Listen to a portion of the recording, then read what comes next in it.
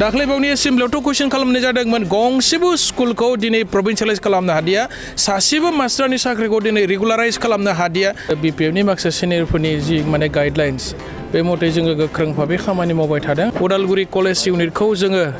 माने 300निबो बारा 300निबो बारा स्टुडेन्टफोरखौ लानानै जोङो मोनसे कलेज इउनिट कमिटि जोङो दाबाय आरो जोङो सानदों बेयो जोंनि थाखाय मोनसे साक्सेसफुल मोनसे खामानि प्रमद बर' बिथांनि सरकारनि समाव जोंनि लकेल मानसिफ्रा खामानि मोनाखै UPPL मावनायानो मोनाखै गासिबो दिल्लीनि कुचबिहारनि वेस्ट बेंगलनि धुबुरीनि गुवाहाटीनि बरपेटानि दुनियानि साप्लायारफ्रा क'क्राझाराव माने लकेल रेसिडेन्स माने टेम्परारि रेन्टेड हाउसआव थानानै बिथांमोना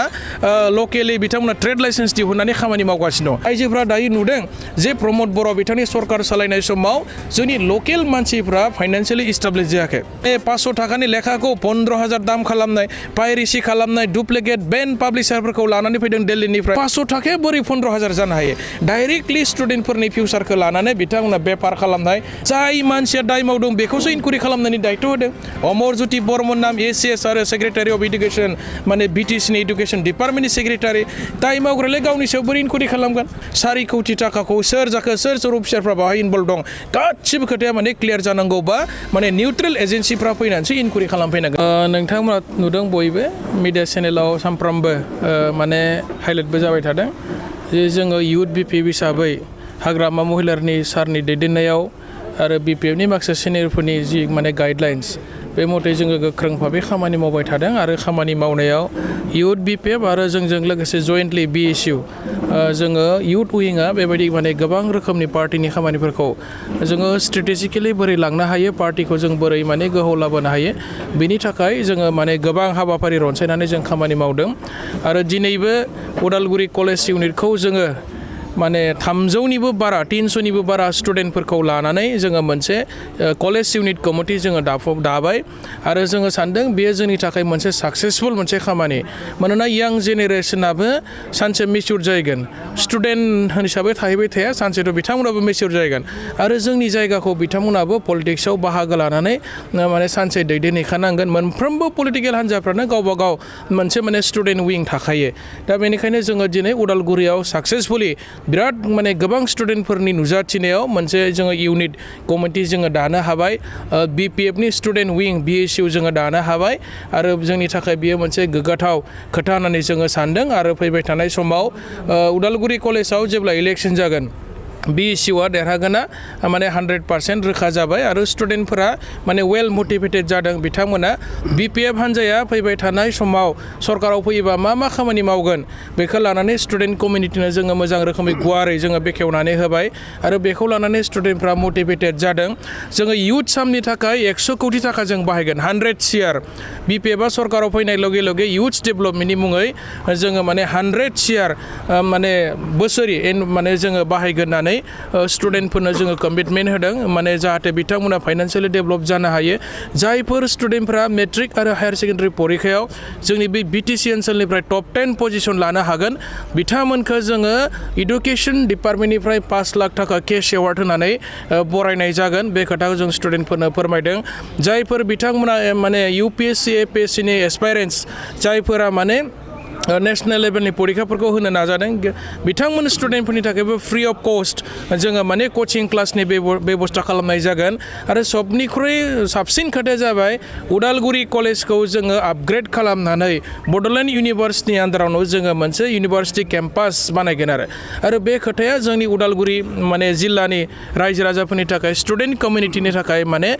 जोबोद मोनसे गोग्गाथाव खोथा माने जोंनि गथ'फ्रा बाय लकेलावनो थानानै मास्टार डिग्रि MA खालामनो हासिगोन आरो बेखौ हाग्रामा महिलारि सारा अलरेडि फोसावबाय आरो साननैसो सिगां नोंथांमोना आसामनि chief minister doctor Hemant Biswa Sharma सारनि खुगानिफ्रायबो खोनादों जे उदालगुरि कलेजखौ आपग्रेड खालामनानै माने इउनिभार्सिटि केम्पास खालामनाय जागोन बे खोथाखौ CM चिफ मिनिस्टार बिथाङाबो अलरेडि फोसावबाय आरो BPFनि मोनसे प्रप'जेल खामोन बियो जे जोंनि उदालगुरि आरो बाक्सा ओनसोलनि जोंनि स्टुडेन्टफ्रा जाहाथे जायगायावनो थानानै मास्टार डिग्रि खालामनो हायो MA फरायनो हायो गावनि न'निफ्रायनो थांलाय फैलाय खालामनाय बेबायदि माखासे सुबिदानि थाखाय उदालगुरि कलेजखौ माने इउनिभार्सिटि केम्पास बानायनायनि जि मोनसे प्रि प्लान बियो हाग्रामा महिलारि सारा गोदोनिफ्रायनो खालामबोबाय थादों आरो दिनै माने साक्सेसनि लामायाव फैबाय CMनि खुगानिफ्रायनो नोंथांमोना अलरेडि खोनाबाय आरो बेखौ जोंनि थाखाय बेयो मोनसे गोजोनथाव खोथा आरो जोङो बेखौ माने जोबोद माने मोजां मोनदों आरो उदालगुरिनि मानसि हिसाबै जोङो बयबो बेखौ गोजोननाय लानांगोन आरोखि नुनो मोनदों गोबाङानो बुङो दा मानो होनबा दा कन्ट्रभारसि फैबाय थादोंसै ससियेल मिडियानि गेजेर बा पाब्लिकनि गेजेरावहाय बुंदों 17 इयार्सआव BPF बिथांमोना जेबो मावनो हायासै प्रदेशिताजों थालांबाय नाथाय साक्सेसफुल खालामनाय होनना बुंदों फार्स्ट कुइसन आरो बेजों लोगोसे दायो बुंदों UPPL सरकाराबो गोबां इयुथ्सफोरखौ खोथा होदोंमोन नाथाय गासैबो फेलें जाबाय होनना बुंदों दा बेनि बेलायाव माखासे इयुथ्सफोरनि फिउचारफ्रा माबाफोर जागोन नामा सार बेनि बेलायाव UPPLआथ' खोथाल' होयोब्रा मावनायावथ' गैयाना थांनाय 17 बोसोराव मा मावदों बड'लेण्ड इउनिभार्सिटिया बोरै जाखो BPFआ जे मावाखैब्ला बै CITआ बोरै जाखो बै क'क्राझारनि बेसरगावआव थानाय मेडिकेल कलेजआ बोरै जाखो उदालगुरि टु तामुलपुर थांनो हानाय बे हाइवेआ बोरै जाखो गामि गामि बोरै माने 4 साखा बलेर' स्कर्पिय' खारनो हानाया बोरै जाखो उदालगुरिया साब डिभिजनमोन मोनसे टाइमाव दिनै बोरै डिस्ट्रिक्ट जाफैखो उदालगुरियालाय बै उदालगुरि टाउननि गेजेरनि बै लामायालाय बोरैथो जाखो उदालगुरि टु रौता थांनो हानाय कानेक्सना बोरै जाखो उदालगुरि टु भैरबकुन्द थांनो हानाय बोरै जाखो उदालगुरि टाउननिफ्राय खौरां थानो हानाय लामायालाय बोरैथि जाखो माबोरै जाखो उदालगुरिनिफ्राय कालाइगाव मंगलदै कानेक्सना बोरै जाखो BPFआ जुदि जेबो मावाखैब्ला आरो BPFआ जुदि जेबो मावाखैब्ला जायगा जायगा गामि गामि बोरै मेडिकेल जाखो बोरै हस्पिटाल जाखो बोरै स्कुल जाखो बोरै कलेज जाखो एभ्रिथिं माने जेरावखि थां जेरावखि नाया मानो दिनै गासिबो BPFनि समावनो मावनाय उदालगुरिनि इसिबां गिदिर PWD बिल्डिं अफिस PWD डिपार्टमेन्टनि बियो बोरै जाखो BPFआ मावाखैब्ला गासिबोथ' BPFआवनो मावनाय ना उदालगुरिया बोरै डिस्ट्रिक्ट हेडक्वार्टार जाखो बेयावथ' BPFनि कन्ट्रिबिउसन दं भेरगाव साब डिभिजना बोरै जाखो बेयावथ' BPFनि कन्ट्रिबिउसन दंना गासिबोथ' BPFनि समावनो मावनाय 22,000निबो बांसिन जोंनि लाइमोन सेंग्रा सिख्ला बै टाइमनि बिसोरो बोरै माने गभर्नमेन्ट साख्रि मोनखो BTCआवहाय गासिबोथ' BPFआनो मावनाय खिन्थु दिनै जोङो नुदों ससियेल मिडियायाव नोंथांमोनाव मिडियाफ्राव हाइलाइट जागासिनो दं प्रमद बर'नाव मोननैल' खोथा ओंखारो बे मोननैयानो जाबाय 17 बोसोर आरो 2,900 कौटि दुर्निति खालामनाय 17 बोसोर आरो 2,900 कौटि बे फंनै खोथाखौल' लानानै दिनै माने UPPLनि नेताफ्रा गामि गामि हाबदों रायजोफोरखौ बुंदों आरो बिनि अनगायै बिथांमोना जेबो इस्यु गैला इस्युआनो गैला भइसलेस जाबाय बिथांमोना दा जोङो बिराद मिनिनो ओंखारदों 2,900 कौटि जुदि दुर्निति खालामदोंबा प्रमान खालाम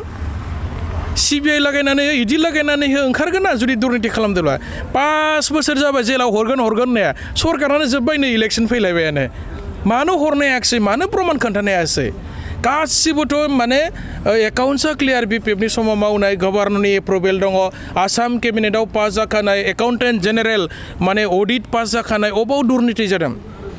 ठिकादारफोरनो होनो गोनां बिल होनो गोनांखौ दुर्निति होननानै बुङो नामा खामानि मावब्लासो लायाबिलिटि जायो खामानि मावाब्ला बोरै लायाबिलिटि जानो गावसोरा खामानि मावाखै नालाय UPPL गभर्नमेन्टआ थांनाय 5 बोसोराव फैसाया बोसोरफ्रोमबो एनुवेल बाजेटनि प्लेन फैसाया सानफ्रोमबो रिटार्न जाबाय थायो मानो खामानि मावा डाबलैहा एडमिनिस्ट्रेटिभ एप्रुभेल खालामा बिथांमोना ओंखायनो फैसाया माने बोसोरफ्रोमबो सेन्ट्रेल गभर्नमेन्टआव रिटार्न जाबाय थादों खामानि मावब्लासो फैसाया माने बाहायजागोन खामानिखौनो मावाखै आरो नोंथांमोना खोनादों दायो जों मोनथिबाय थादों गोबां डाटा जों कालेक्सन खालामगासिनो दङ प्रमद बर' बिथांनि सरकारनि समाव जोंनि लकेल मानसिफ्रा खामानि मोनाखै UPPL मावनायानो मोनाखै गासिबो दिल्लीनि कुचबिहारनि वेस्ट बेंगलनि धुबुरीनि गुवाहाटीनि बरपेटानि दुनियानि साप्लायारफ्रा क'क्राझाराव माने लकेल रेसिडेन्स माने टेम्परारि रेन्टेड हाउसआव थानानै बिथांमोना लकेलि बिथांमोना ट्रेड लाइसेन्स दिहुननानै खामानि मावगासिनो दं बेखौलाय मा होनगोन जोंलाय इक'नमिक्सआ बोरै डेभेलप जानो जोंनि ओनसोलनि मानसिफ्रा बोरै डेभेलप जानो दा बेनिखायनो नोंथांमोनाबो नोजोर हो रायजोफ्रा दायो नुदों जे प्रमद बर' बिथांनि सरकार सालायनाय समाव जोंनि लकेल मानसिफ्रा फाइनान्सियेलि इस्टाब्लिश जायाखै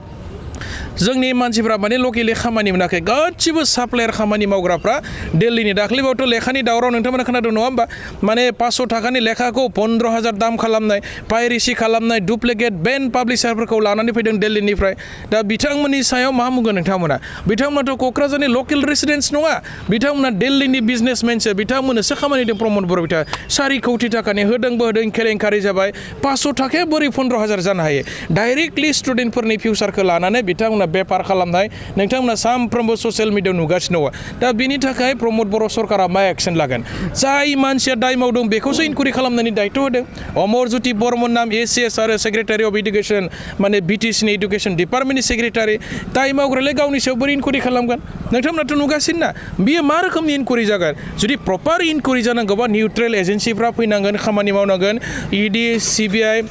चिफ मिनिस्टार भिजिलेन्स फैनानैसो बावहाय माने इनकुवारि खालामफैनांगोन अब्लासो माने रियेल जास्टिसखौ जोङो मोननो हागोन 4 कोटि थाखाखौ सोर जाखो सोर अफिसारफ्रा बावहाय इनभल्भ दं गासिबो खोथाया माने क्लियार जानांगौबा माने निउट्रेल एजेन्सिफ्रा फैनानैसो इनकुवारि खालामफैनांगोन बिटिसिआव लास्ट सोंथि खालामनो होयो आङो बेजों लोगोसे प्रमदफोरा बुंदोंमोन इडुकेसन द फार्स्ट इडुकेसना जेब्ला फार्स्ट जानांगोन होनना बुंदोंमोन बा जों बेखौ रायलायनानै लाब गैया होननानै आं सानो मानोना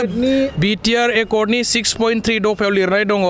मोनफ्रोमबो भेन्सार स्कुलखौ प्रभिन्सियेलाइज खालामनाय जागोन LP2 माने आप टु कलेज मानो खालामनो हादिया दाख्लैबावनि एसेम्ब्लियावथ' कुइसन खालामनाय जादोंमोन गंसेबो स्कुलखौ दिनै प्रभिन्सियेलाइज खालामनो हादिया सासेबो मास्टारनि साख्रिखौ दिनै रेगुलाराइज खालामनो हादिया बे मोनसे बिराद माने बिग फेलार आरो बिनि कमिटमेन्टआव जोङो सानफ्रोमबो माने फेलारखौ नुदों मावनो हादिया ना माला मावबावगोन टाइमाथ' अलरेडि बारबाय गभर्नमेन्टआ जोबफैबाय इलेक्सन फैबाय इलेक्सन नटिस खालामनो थाखाय आरो 2 मासल'सो गेजेरावहाय मानो मावनो हादिया मानो कमिटमेन्ट होनानै मानो मावनो हाया मावनो हायाब्ला कमिटमेन्टबो होनाङा दा बेबायदि आरो बिथांमोना खोनादों 10टा कलेजखौ प्रभिन्सियेलाइज खालामनाय 10टा कलेजआ दासिमबो प्रभिन्सियेलाइजेसन जायाखै बिथांमोननो लाम साम मोनसे माने एमाउन्ट होनाय जादों बे सेलारि नङा इडुकेसन डिपार्टमेन्टनिफ्राय होनाय जायाखै SOPD फान्डनिफ्रायसो बिथांमोननो लाम साम